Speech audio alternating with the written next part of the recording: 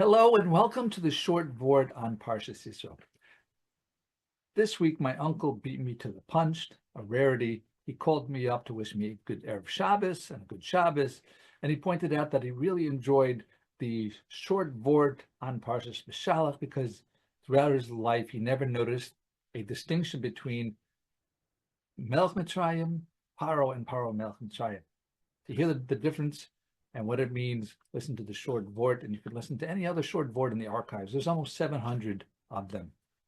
He also made a request or suggestion that since Yisro had 7 different names, Ruel, Yeser, Yisro, Choviv, Chever, Kani, and Putiel, that I should discuss that topic. No pressure. So I'm going to discuss that topic, but I'm not going to discuss, as Rashi gives in the citing the Mesilta, the different reasons for the different names, what they signify. I'm going to focus on one of them, on Yeser. And that's because this is Yeser, Parsha Achas, B'Torah, V'Atat Techazeh. Because there was an additional Parsha added to the Torah because of Yisro, and that was the Parsha V'Atat Techazeh. Now, I've always thought about Yisro, the special thing was that it was his name, or the Parsha that was added was all of Parshas Yisro, but it's talking to a specific portion of Parshas Yisro. And Rav Shimon Schwab, Zatzal, in Maayan Bais HaShoeivah, he asked that, there was other things that Yisro taught us that were practical. Why is it specifically the Atat Techazeh, the Parsha where he says you have to be discerning and choose certain types of proper people, so they could be the officers over the thousands, the hundreds, the 50s, the 20s to help you judge and take care of Klal Yisrael. You can't do it alone. So that Parsha, what's so special about it that was considered extra and not some other instruction that Yisro gave? So he answers that when it comes to something that is a Chiddush, something that's new, something we need to know, and it's listed nowhere else, that's not called Tosefes Parsha. That's not an additional Parsha.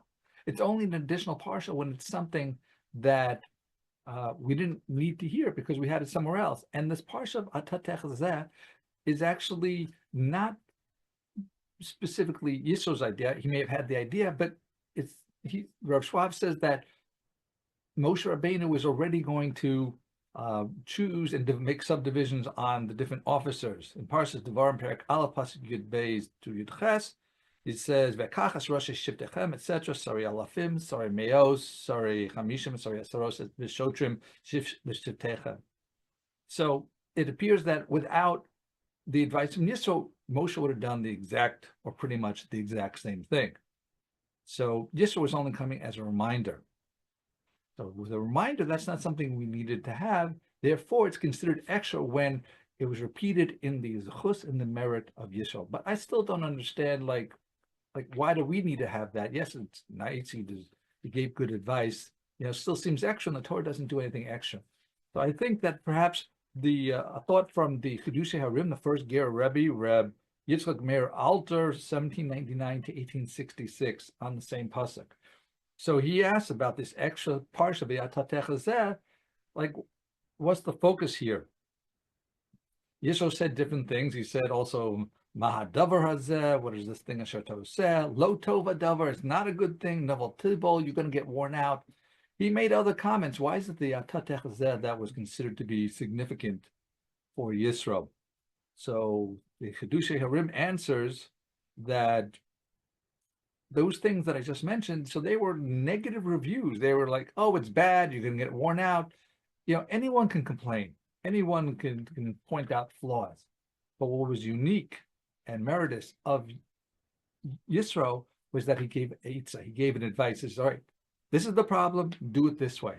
And because he was giving advice and not just complaining, that's what the merit of Yisro was. It wasn't just the advice, but that he was able to go to the next step.